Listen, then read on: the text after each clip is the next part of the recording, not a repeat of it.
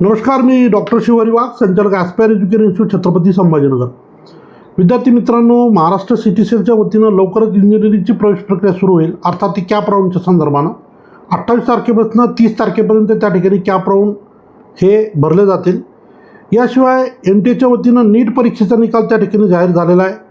आणि महाराष्ट्रामध्ये असे अनेक विद्यार्थी आहेत की ज्यांना आता येणाऱ्या काळामध्ये मेडिकल प्रवेश प्रक्रियेमध्ये भाग घ्यायचा आहे. MBBS, BDS, BMS, BHMS, physiotherapy या सगळ्या तत्सम कोर्सेसला त्यांना त्या ठिकाणी एनरोल करायचं आहे. परंतु असाही एक वर्ग आहे की ज्यांना नीट परीक्षा दिलेली होती परंतु कमी गुण आलेले आहेत, किंवा इंजिनिअरिंगची CET दिली होती पण कमी गुण आलेले आहेत. तर असे मुलं आहेत की ज्यांचं असं डोक्यात आहे की कुठेतरी आपण ॲडमिशन घ्यावं आणि रिपीट करावं. तर या संदर्भानं एक अतिशय धक्कादायक गोष्टी काय तुम्हाला मी या व्हिडिओच्या माध्यमातून शेअर करणार आहे. त्यामुळे आपण हा व्हिडिओ शेवटपर्यंत पहा आणि गरजू मुलांना नक्की शेअर करा. महाराष्ट्रामध्ये अशी खूप ट्रेंड आहे की नीटला रिपीट करायचं आहे, कुठेतरी BSCला ॲडमिशन घ्या, कुठेतरी BCAला ॲडमिशन घ्या, कुठेतरी BAला ॲडमिशन घ्या. किंवा बरेचसे असे विद्यार्थी असतात की ज्यांना इंजिनिअरिंग करायचं असेल आणि त्यांनी 12वीमध्ये बोर्ड परीक्षा दिली, CET परीक्षा दिली, कमी गुण आले, मग रिपीटला गेले तर कुठेतरी परत ॲडमिशन घेऊन ठेवतात. आणि बऱ्याचदा मग या ॲडमिशन घेतल्या ठिकाणी स्कॉलरशिपला अर्ज पण केला जातो. या ठिकाणी बऱ्याचदा विद्यार्थ्यांना स्कॉलरशिप मंजूर होते, परंतु जेव्हा ॲक्च्युली यांना चांगल्या कोर्सेसला भविष्यात एनरोल करायचं असतं किंवा ॲडमिशन मिळवायचं असतं आणि यांनी ऑलरेडी जर शिष्यवृत्ती घेतलेली असेल तर त्या ठिकाणी त्यांना प्रचंड संकटाचा सामना करावा लागतो. त्या ठिकाणी त्यांची शिष्यवृत्ती नामंजूर होऊ शकते. या संदर्भानं जे येतं ऑफिशियली एक अतिशय महत्त्वपूर्ण नोटिफिकेशन हे समाज कल्याण आयुक्तालय यांच्या माध्यमातून आपल्याकडे उपलब्ध झालेलं आहे. अर्थात हे 2-3 दिवसापूर्वीच मिळालं होतं, परंतु वेळेअभावी आपल्यासाठी हा व्हिडिओ मला शेअर करता आला नाही. खरं म्हणजे हे ऑफिशियली 30 जूनची ही नोटीस आहे. आज ऑलरेडी 21 जुलै आहे. आणि ही जी नोटीस आहे ही मी समाज कल्याण ऑफिसला व्हिजिट केलेलं संभाजीनगरच्या. कारण एक विषय माझ्या प्रकर्षानं लक्षात आला की असे अनेक विद्यार्थी ॲस्पायर एज्युकेशन इन्स्टिट्यूटमध्ये एनरोल होत आहेत की ज्यांनी यावर्षी नीट रिपीट केलं. आता यावर्षी मार्क्स चांगले आहेत, काहींना MBBSला ॲडमिशन मिळू शकतं, काहींना BMSला मिळू शकतं, काहींना BDSला मिळू शकतं. दुसरा एक वर्ग असा आहे की ज्यांनी BCAला वगैरे ॲडमिशन घेतलं होतं, ज्यांना इंजिनिअरिंगला प्रवेश घ्यायचा आहे, परंतु यांनी ज्या ठिकाणी ॲडमिशन घेतलं होतं तिथं स्कॉलरशिपची प्रक्रिया झाली, स्कॉलरशिप मंजूर झाली, काही केसेसमध्ये स्कॉलरशिप क्रेडिट पण झाली. मग अशा विद्यार्थ्यांना येणाऱ्या काळामध्ये प्रवेश घेतल्यानंतर स्कॉलरशिप मिळेल का, हा एक फार मोठा प्रश्न विद्यार्थ्यांच्या पालकांच्या वतीनं माझ्यासमोर उभा राहिला.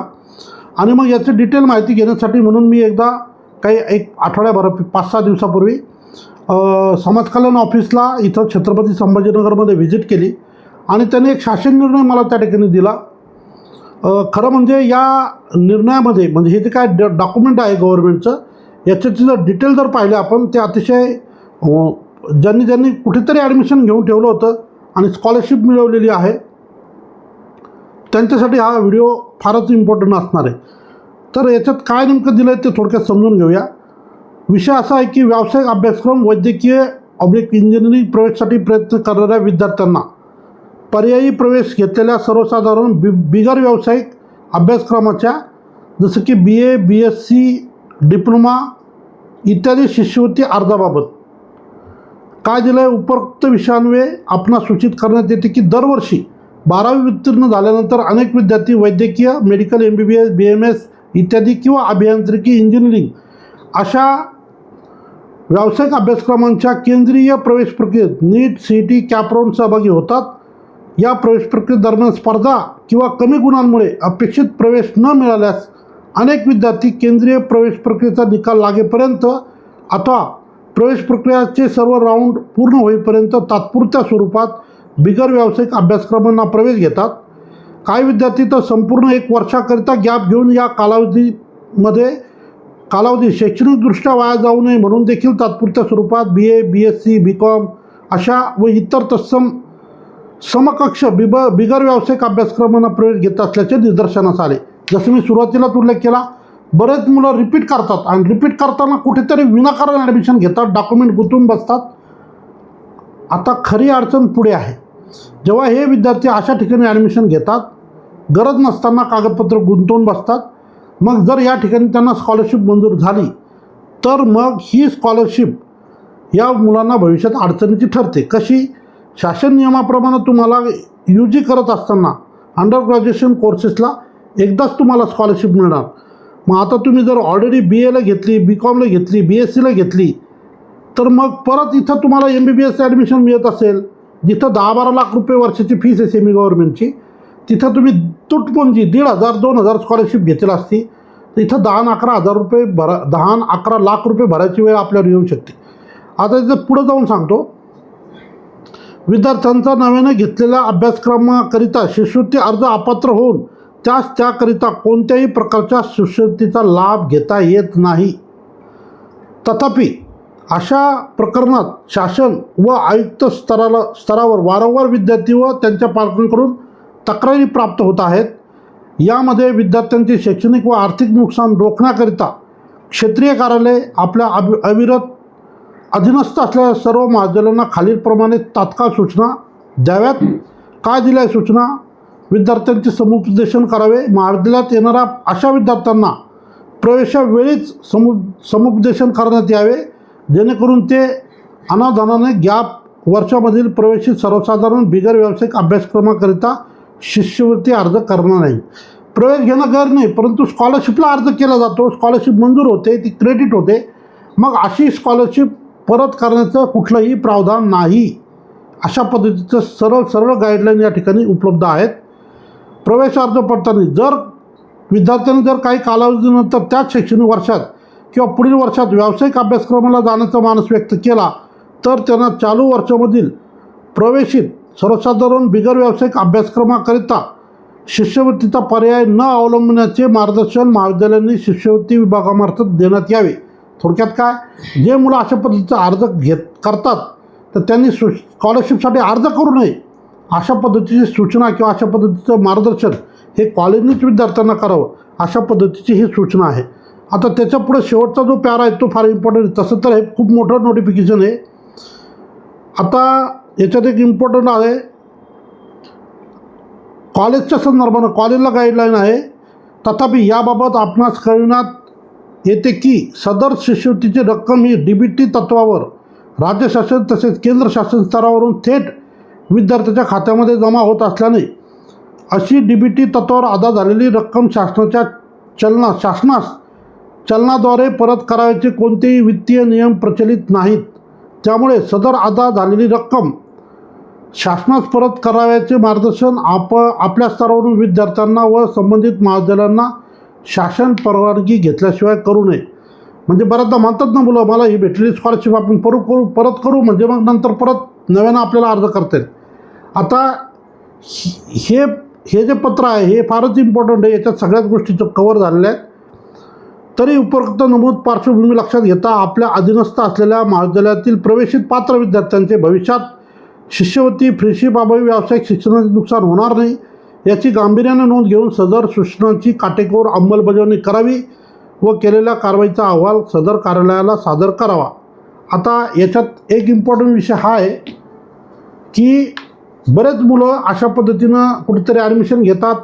आता दिवसभरात इतके विद्यार्थी येतात, बऱ्याच जणांचा विचार असतो की मला रिपीट करायचं आहे, पण कुठेतरी ॲडमिशन घेऊ का? काही म्हणतात मी BMSला ॲडमिशन घेऊन MBBSसाठी रिपीट करू का?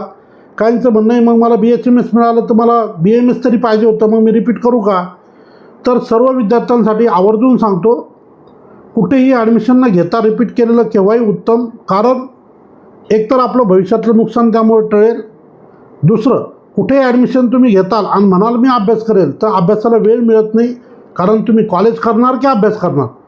बऱ्याचदा जे काही कॉलेजेस असतात, BA असेल, BMS असेल, BHMS असेल, BDS असेल, तर या ठिकाणी जे येतं तुम्हाला जवळजवळ 7-8 तास हे कॉलेजमध्ये जातात. जाण्याची काही वेळ त्या ठिकाणी जातो. त्यानंतर आपण कधी अभ्यास करणार? त्यामुळं ज्यांना खरंच रिपीट करायचं आहे त्यांनी कुठेही कागदपत्र न गुंतवता म्हणजे कुठेही ॲडमिशन न घेता अभ्यास करावा पूर्ण वेळ. आणि ज्यांना ॲडमिशन घ्यायचं आहे तर त्यांनी मग ॲडमिशन घेतल्यानंतर त्याच कोर्सेसचा प्रॉपर अभ्यास करावा.